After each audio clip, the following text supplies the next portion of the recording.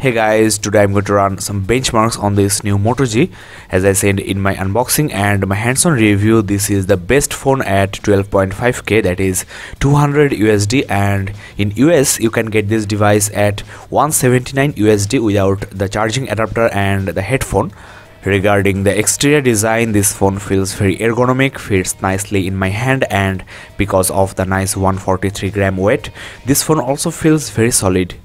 Now the only reason you should buy this smartphone is the hardware specs, because the interior, that is the user interface, is just the stock Android, and the exterior is not that much attention grabber as Samsung, LG or Sony phones. Now let's have a quick look at the specs and talk about their capabilities. Now the processor is a Cortex A7, not the Cortex A9, but on a 12.5k phone you are getting 1.19 GHz quad-core processor, which is just the same as you get on the 22k Samsung Galaxy Grand 2, and the GPU is also the same Adreno 305. The chipset is premium Qualcomm Snapdragon 400. The display is also same as Grand 2, that is 720p, though because of this bar here, the resolution is showing slightly lower and the effective display size is 4.25 inches.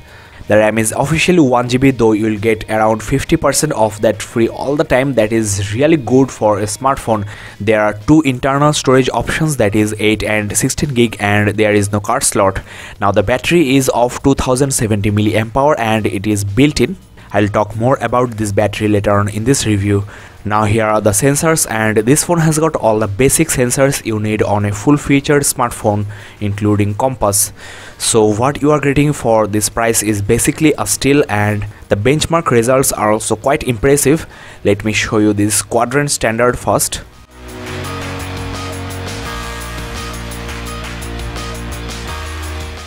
As you can see, you are getting 8758 on Quadrant Standard, which is much higher than a lot of other devices, including HTC One. Let me show you the breakup.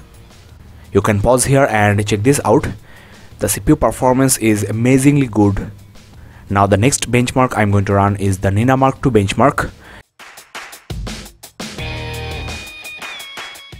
The graphics FPS of this Moto G is 57.6 FPS, which is very close to the perfect 60 FPS, and it is much higher than a lot of other devices. The next benchmark I'm going to run is the 3D Mark benchmark, and this is basically for the gamers. Let's first try this 1080p extreme option, and this phone is not a full HD capable phone, so this benchmark will not make justice to the phone, but I want to just show you the results and then I'll run the 720p benchmark.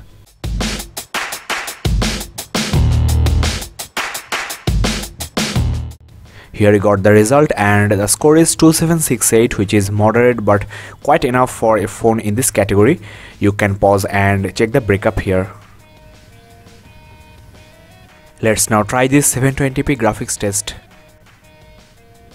Here you got the result, and it's 5439, which is very good for the price. In fact, this result is comparable to any mid-range phone ranging 20 or 25,000 rupees. Here is the breakup. You can pause and check this out. The next benchmark I'm going to run is the very popular AnTuTu 4.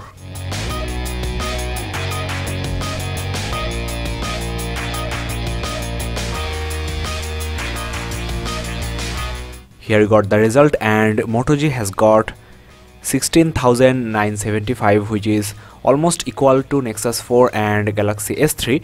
As you know, the price of S3 and Nexus 4 are around 24 or 25,000 rupees. That is almost double the price of Moto G, which is really phenomenal. You are getting such a high performance phone at around 12,500 rupees. Here is the breakup. You can pause and check this out. The next benchmark I'm going to run is called Vellamo, and this is for the HTML5 test. Here got the result, and you are getting total of 1956, which is very near to the standard value you get on premium devices like S4, Grand 2, etc. Let me also show you the details one by one.